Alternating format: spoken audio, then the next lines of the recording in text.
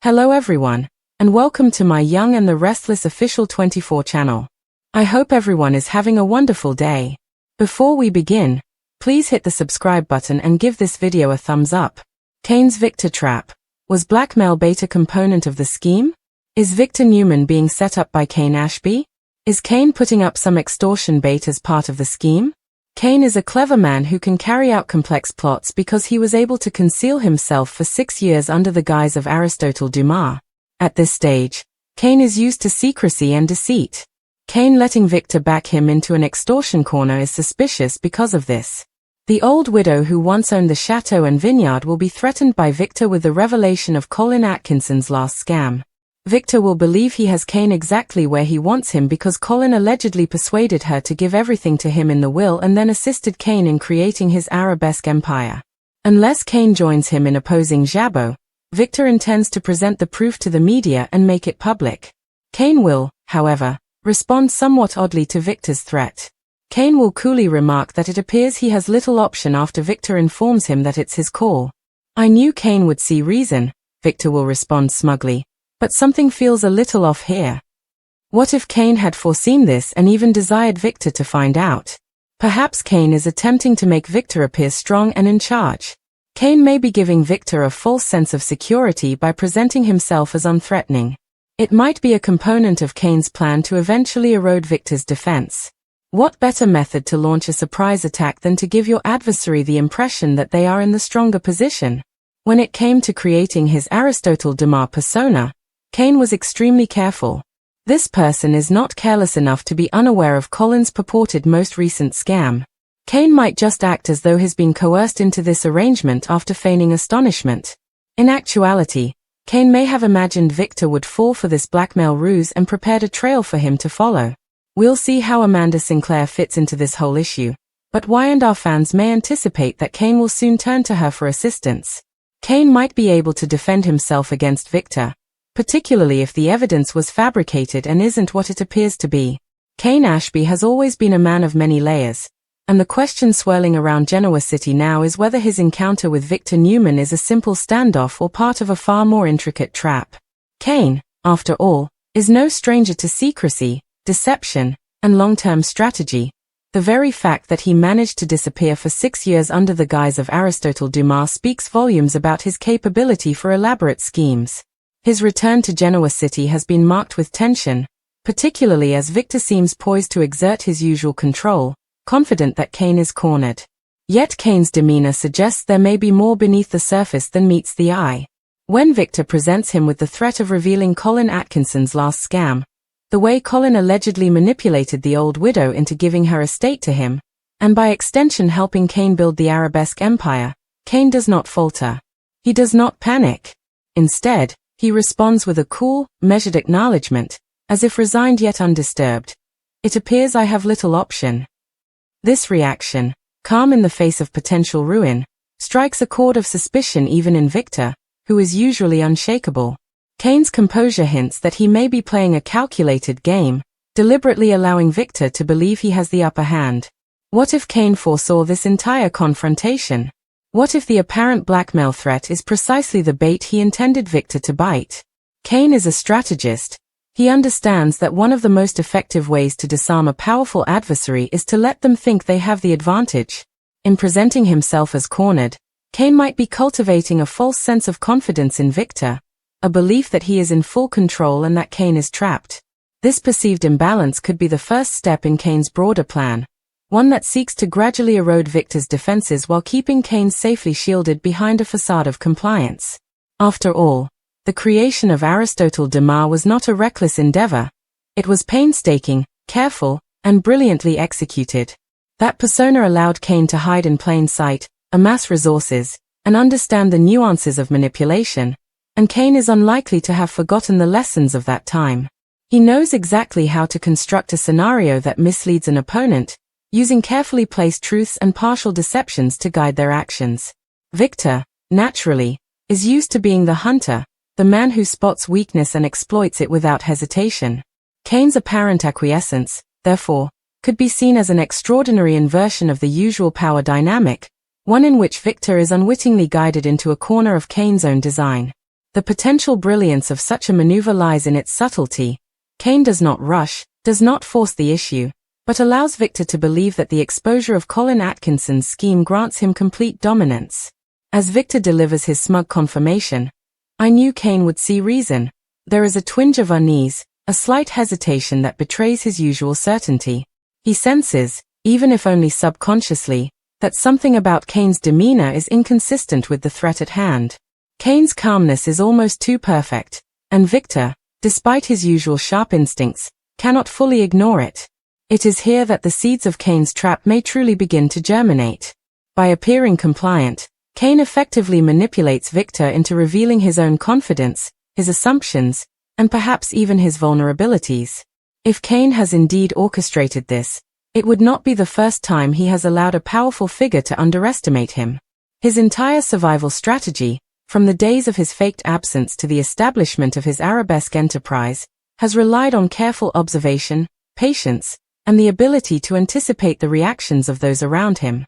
In that light, Victor's threat might be the perfect setup, a staged confrontation that gives Kane insight, leverage, and the opportunity to execute the next phase of his plan without immediate retaliation. And yet, Kane must be careful. While appearing submissive, he must maintain credibility, balancing the act so that Victor remains convinced of his apparent vulnerability. This is where the potential involvement of Amanda Sinclair becomes crucial. Kane has often relied on trusted allies to navigate Genoa City's treacherous waters, and Amanda's skills, insight, and loyalty could provide the additional support Kane needs to validate or manipulate the evidence Victor threatens to expose. If Kane has, in fact, fabricated aspects of the supposed evidence or orchestrated it in such a way that it misleads Victor, Amanda's role could be decisive in cementing Kane's advantage. Victor may believe he is wielding the ultimate leverage, threatening to bring Colin Atkinson's past manipulations into the public eye, but Kane's calm reaction suggests a contingency plan, one that transforms Victor's aggression into a vulnerability. The brilliance of Kane's possible strategy lies in its psychological subtlety. By permitting Victor to think he has control, Kane ensures that Victor's decisions are predictable, that his moves can be anticipated, and that the eventual counterstrike will carry maximum impact. Kane may even allow Victor small victories, creating a false narrative in which Kane's surrender seems genuine, only to reveal, at a critical moment, that the entire scenario has been choreographed to Kane's benefit. This is the essence of Kane Ashby, the master of illusion, the patient manipulator who turns perception into power. Victor, used to being the dominant force, may not immediately recognize the pattern, caught as he is in Kane's carefully woven web. Kane's experience under the Aristotle Dumas guise provides him with the insight to understand how powerful men operate, how they perceive threat, and how they can be lulled into overconfidence. In this confrontation, every word, gesture, and reaction could serve multiple purposes: to reassure, to mislead, and to prepare the stage for a more decisive move. The stakes are elevated by the history surrounding Colin Atkinson's alleged scam. It is not merely about wealth or control, but about legacy, reputation, and the narrative that Victor has long believed he can dominate. Kane's potential foresight in this matter, predicting Victor's reliance on proof and his instinct to use it as leverage, positions him to exploit Victor's own confidence. The intricate dance between threat and compliance, between perception and reality, is Kane's arena.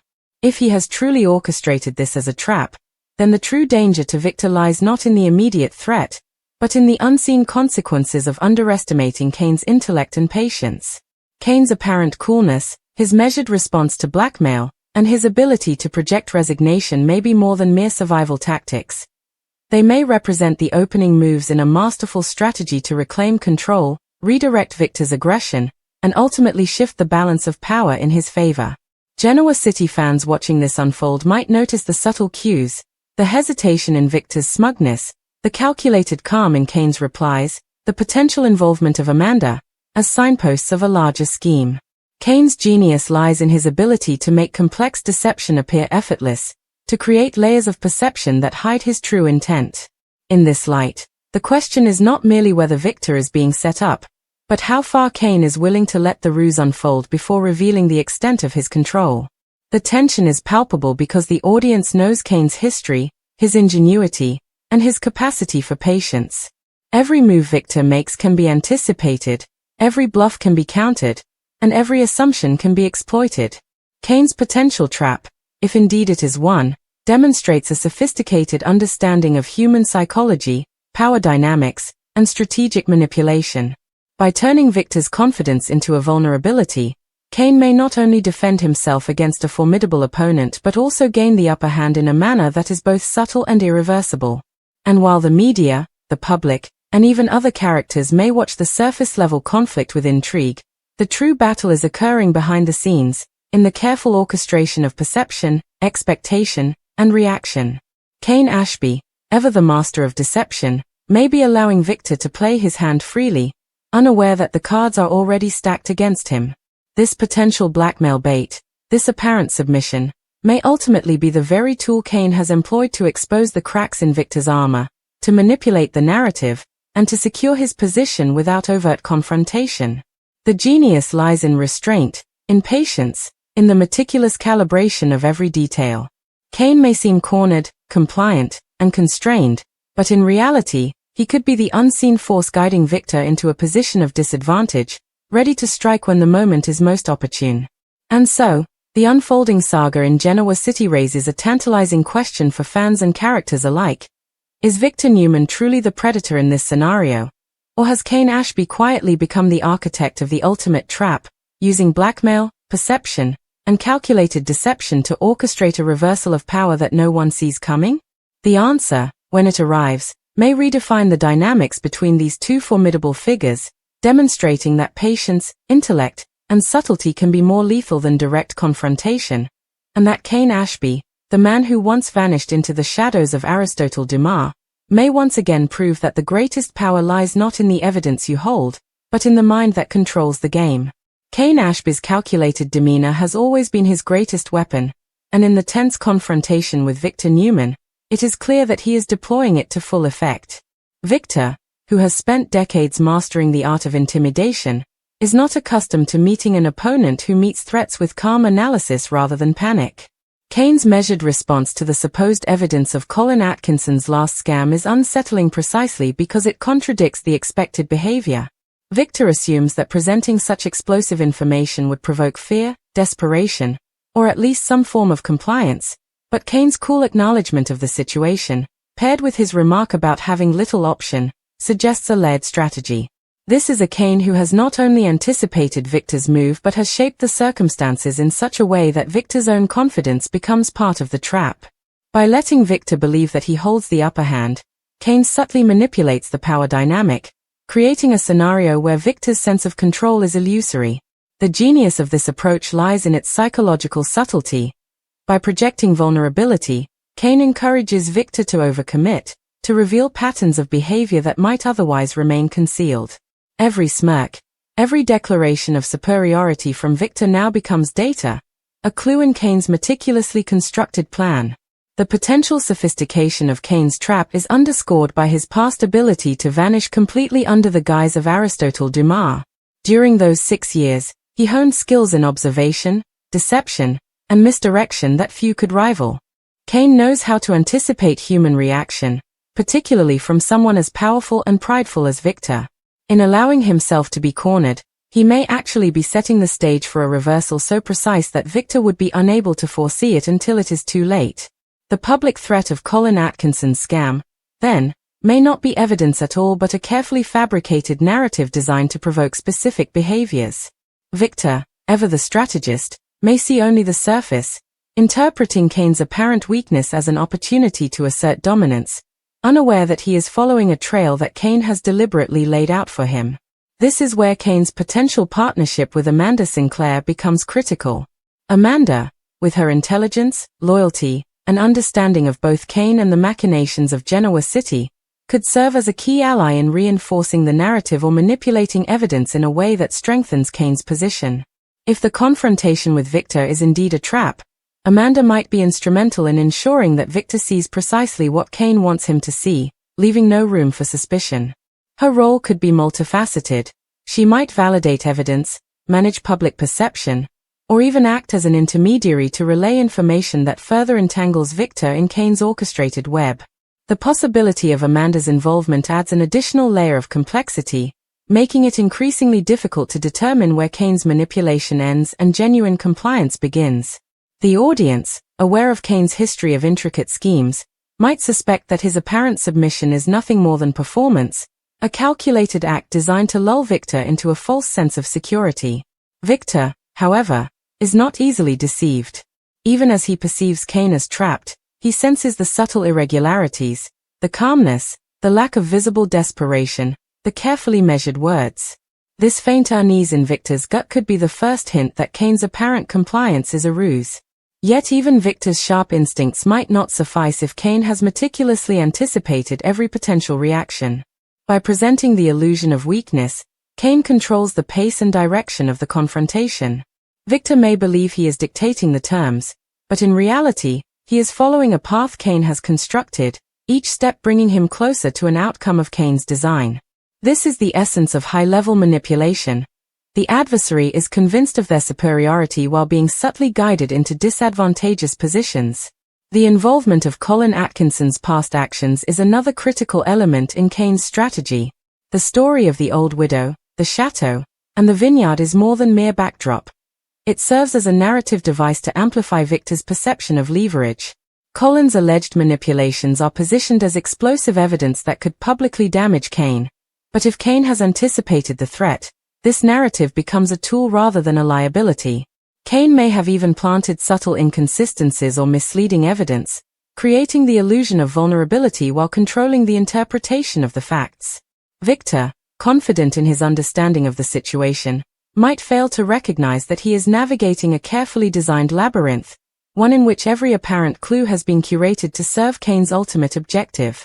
Kane's potential foresight extends beyond immediate threats. By allowing Victor to perceive control, he also manipulates the emotional stakes. Victor's arrogance, his tendency to overestimate his own influence, may now work against him. The more Victor believes he is in charge, the more likely he is to act recklessly, to underestimate Kane's capacity for strategy, and to expose himself to a counterstrike. Kane's calm acceptance of the situation, therefore, is not passive. It is an active form of control, a way of dictating the flow of the confrontation without overtly intervening. The brilliance of this approach lies in its subtlety. Kane does not need to make threats, to assert dominance, or to rush into action. Instead, he orchestrates a scenario in which Victor's own decisions, guided by misperception, advance Kane's agenda. Another layer of Kane's potential plan involves the management of public perception. In Genoa City, appearances are crucial. A misstep in the court of public opinion can be as damaging as a personal defeat. By allowing the threat of Colin Atkinson's scam to surface, Kane may be preparing to manipulate not only Victor but also the media, other business rivals, and even the city's citizens. If Kane has fabricated or strategically framed the evidence, he can control the narrative, dictating who appears culpable, who appears vulnerable, and who ultimately holds power. The apparent blackmail threat could be transformed into a public relations tool, a way to consolidate Kane's position while making Victor appear overly aggressive or misguided. This multidimensional strategy reflects Kane's experience as a master manipulator, someone who understands that power is not merely a matter of direct confrontation but of perception, timing, and psychological leverage. Victor's reaction, meanwhile, is critical in assessing the effectiveness of Kane's strategy. His initial smug confidence may give way to subtle doubt as he detects inconsistencies, as he notices that Kane's behavior does not align with the expected desperation of someone facing exposure. This creeping uncertainty, while not overt, can influence Victor's decision-making, slowing his actions, prompting hesitation, and creating openings for Kane to exploit. Kane's awareness of Victor's psychological tendencies, his pride, his reliance on perceived leverage, and his underestimation of subtle manipulation, allows him to craft a trap that leverages Victor's strengths against him. The careful calibration of threat, compliance, and perception demonstrates Kane's strategic sophistication, one that few in Genoa City could rival. Amanda's role may be pivotal in executing the final stages of Kane's plan.